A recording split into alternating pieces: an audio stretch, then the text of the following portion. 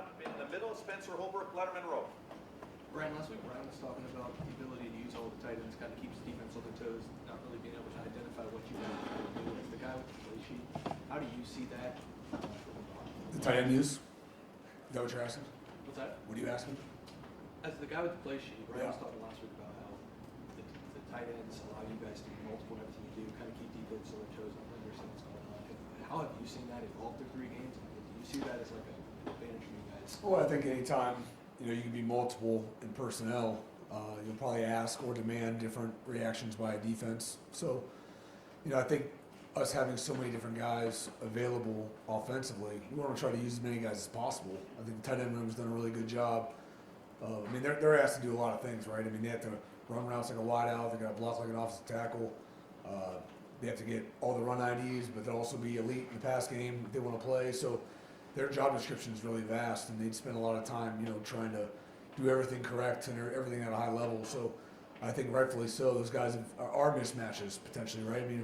What kind of opportunity do you have to run a route versus a linebacker, or are you just blocking a safety, right? So putting those guys in the right position can be a bonus for the offense, but you got to use them properly. And but they've done a really good job. They do a great job at practice. So ultimately, for them to be worked in the game, I think is really really important. Again, they can do everything. You got to make sure you're targeted on what they do, and then it makes it hard for the defense to play them just one type of way. They got to account for them in all facets. Andy Anders, Left Warriors. I know there's only one ball, and he's done some good things blocking, but what's your evaluation of how Brandon's done these first few weeks, and is there going to be an opportunity to maybe get him more targets in the future? Yeah, I think Brandon's done a great job. I think he was a guy that, whatever his job description is, done it at a high level. So, again, as we're being multiple, as we talk about the tight ends, as we talk about Brandon, he's able to do a lot of different things. So his role is going to change constantly based on defenses and what they do, but anything we ask him to do, he does at a high level. So I'm not really concerned about the job description as it is just, where does he fit this week and weeks moving forward, and then how defenses want to account for him. So the tool sets are vast. How we want to use them is probably what's going to change the most, week to week. But he's done a great job.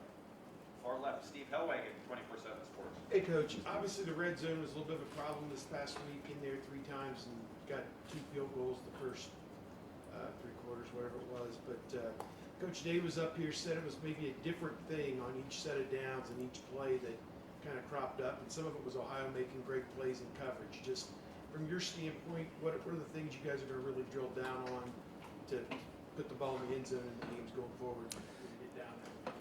Yeah, I think combination of everything that Coach already hit on, right? So execution is part of it, but putting guys in right positions to make plays is another part of it. So we all own it as a group.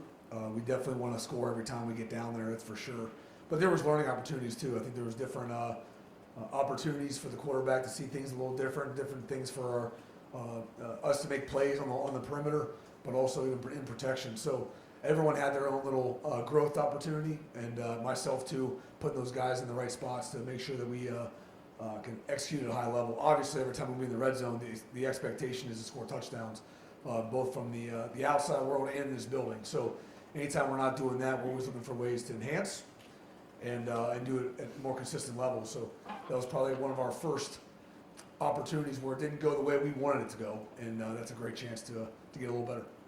Al Jardy, Columbus Dispatch. Right, 3 games in the season, how's the new play calling setup going? What do you like? How are things settling in? Just in general, what are your thoughts? Yeah, I think that it's been awesome. I think I've really enjoyed it. I think I love the connection with the guys. I love the interaction I have across the board with the personnel. I think that every chance you're in that situation or you're an opportunity to call a game, there's an opportunity to learn and grow and frankly I do it daily with Coach Day, but to be out there doing it live, there's nothing like those kind of reps. So I think that again, going into the bye, I think there's been an opportunity to grow offensively, which really checks the box. If you were to go back a month and be like, what's your initial goal for the first 3 weeks? One is going to find a way to win week 1. The next couple goals would be like, we're seeing growth, we're seeing development both as players and as coaches to that first bye. All right, let's do a good job of being organized through that bye and then come out of the bye ready to haul until that next kind of break we had to have. You got to broke it up in sections. That's what I would have said a month ago. So I think looking back, we've done a lot of those things, but still trying to press to be better, more consistent, and continue to put the guys in the right spots. And May. Yeah, Brian, 3 games in too with Julian saying, what do you feel like you can run pretty much anything you want to run now? I mean, what is the sense of your trust in him, your confidence in him running the offense? Well, I'd say that he's done a great job. I think that, you don't ever make assumptions. I don't think you're ever in a spot where like, okay, we can just do whatever we want now. We're very targeted with everything we do. We'll never make that assumption. I think he's grown and done a really good job. Definitely has some learning opportunities every week. So his ability to take that information and apply it will ultimately continue that growth. I would say that I'm really proud of him. I think he's doing a great job. But we're never going to take that assumption that we can just do whatever we want and put him in every situation we want. So always going to be targeted. Always going to continue to make sure the game plan is very clear and concise, and maybe not easy, but maybe simple, which is good. So we can play at a very, very high level. But yeah, I think we're taking the right steps. But again, we have a long road ahead. Again, we take retrospect to maybe where we were week 3 last year compared to where we finished. We just want to continue to stay on pace, continue to grow, and I think Julian's doing a great job individually. Quick follow-up too. I mean, a lot of people thought when you got this job, you'd just be bombs away all day. You know what I mean? And I try to caution him. I've heard you talk and stuff. You really understand the importance of the run game, right? I mean, can you explain that to people? What it means to get 3 running backs going? Yeah, I mean, there's a lot of guys on the field at one time. It's not just quarterback and wideouts. So, yeah, I mean, I think talked for a while on this. Well, I would say that we talked about Julian. Julian's a first-year starter, right? So his best friend should be a good run game, right? We have a great O-line that's doing a really good job of progressing in their own path. So I think, again, we got to where we were last year because of the run game. It wasn't just because of the pass game. Great pass game is complemented by a great run game and vice versa. So to have play-action passes, it's not great if you don't have a great run game and you don't have great tight ends that can do all those kind of things. So being very balanced makes it a little more difficult, I think, for the defenses to maybe pin you down a certain way. But I've always believed, I'm a big fan of play-action pass. I love the art of selling something you're not doing. And so, yeah, I mean, that assumption would be a little too surface for me for the run game, but I appreciate you asking. Austin Ward. Brian, you said repeatedly there that you didn't make assumptions about what Julian could do. But Coach Day said after the Texas game, maybe you guys could have put more on his plate. So at least in game plan or expectation-wise, how much has he exceeded what you guys thought going into the year? Yeah, I would say as a coach, you always want to be in that position where we probably could have done a little more instead of being like, oh man, we did too much, right? So I think we've done a good job of that. Coach Fessler's done a really good job of that, Coach Day, and making sure we're really clean on what we put on his plate. He is continuing to do a good job with accepting more week to week, and maybe some checks last week, and so we're going to keep progressing that without being too much, right? It's all based on what fits week to week. It's not about always, hey, this is what we're going to do this week. Well, we're going to do what fits right for the team, for the personnel, for Jules, for the running backs, for the wideouts, and we try to make sure we focus it that way, not make assumptions. And but again, I think that Julian, again, week in and week out, is taking strides. I think he has I'm sure he has a lofty goal. I've never asked him, frankly, but I'm sure he's not where he wants to be. And again, week 3 into at least 12, and hopefully more from there. There's a lot of football to be played. Far left, Clay Hall. Another play calling question. Do you feel some freedom to do what you want to do, or what's in your, this is, I believe in this, or are you always beholden to the boss? No, I think it's definitely it's not one way or the other.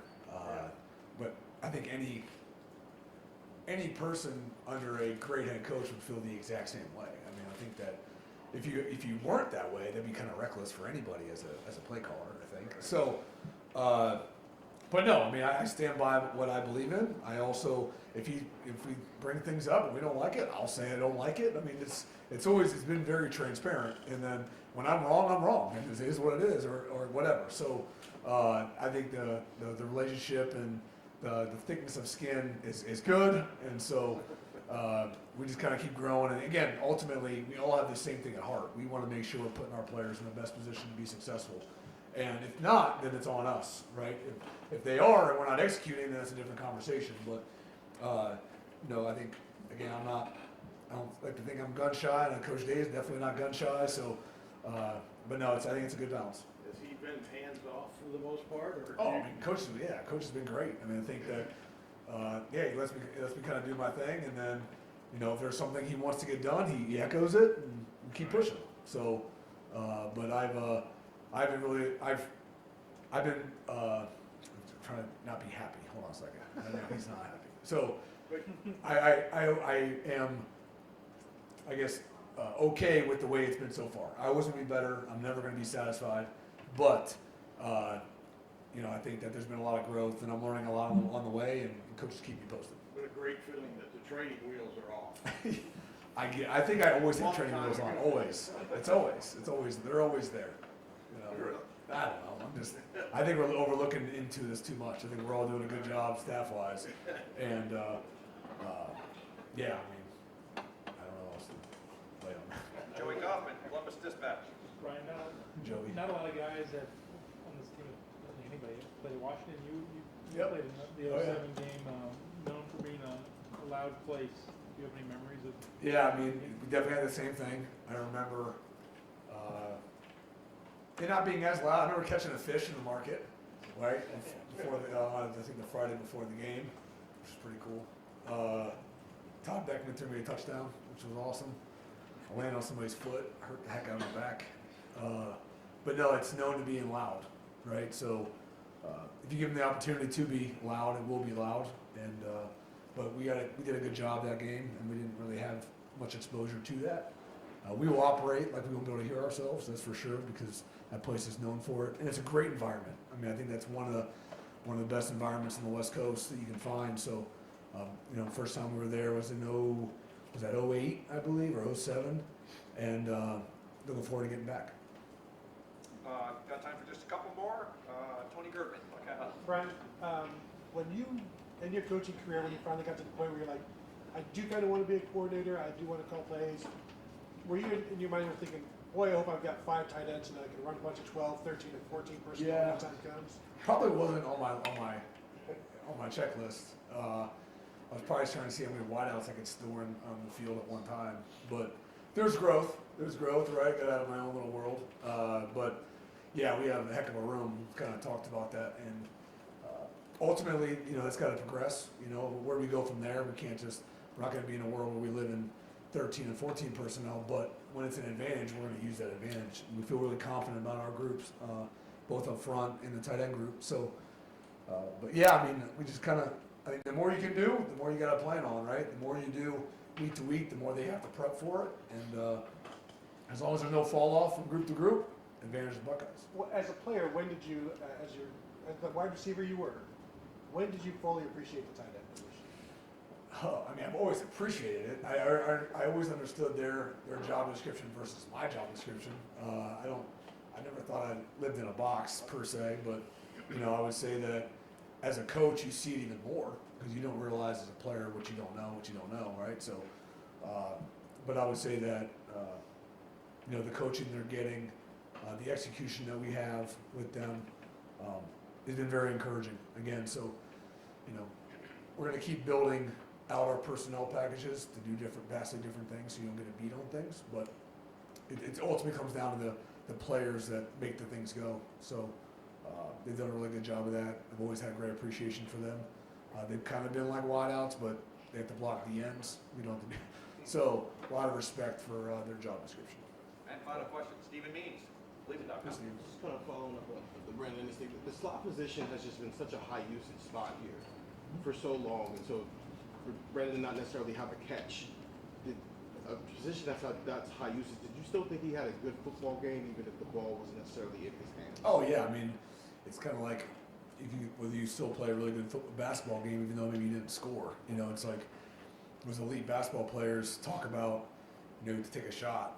You know, it takes, 1 or 2 seconds. So to let 10 seconds, 5 missed shots impact 30 minutes of play is just a small-minded approach. So even though there may not be a catch, I mean, the impact of getting the right blocks and being in the right spots and everything that we do ultimately dictates whether you have a good game or not.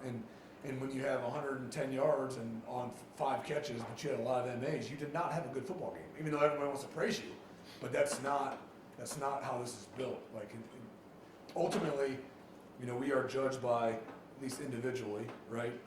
We are judged on doing things others don't do, right? I mean, if you're able to do it and so is he, then you're replaceable, right? So ultimately, you're trying to do things that the other guys can't do or won't do or haven't done. And that's what sports is all about. The individual being different than his peer, being elevated than his peer, and then the collective as a group being a different than the other team, and you know, our team being versus their team. So, Brandon, to answer your question long-windedly, Brandon's done a great job in his job description, regardless of where the targets have been, and that's got to continue. And obviously, that's going to change over time. That's the Ohio State's offense. It's always going to be the Ohio State's offense. So, the slot is always a big part of what we do. And are you happy with where your wide receiver depth is outside of those 3 right now? Yeah, I think really happy. I think, frankly, you know, in my mind, got to continue to look for other opportunities to get more kind of rolling in there. I think I'd like to have more guys in there playing on Saturdays. You know, and then that has to be worked on through the week. You know, when you get to game time, especially being up top, it's a little more difficult. I felt that a little bit of getting guys going because I'm upstairs a little bit. Got to get that fixed, and we'll get that fixed. But that's probably one thing of area growth. The guys are doing a good job. We're going to get more of those guys in the game. Coach, thank you very much. Thanks, guys.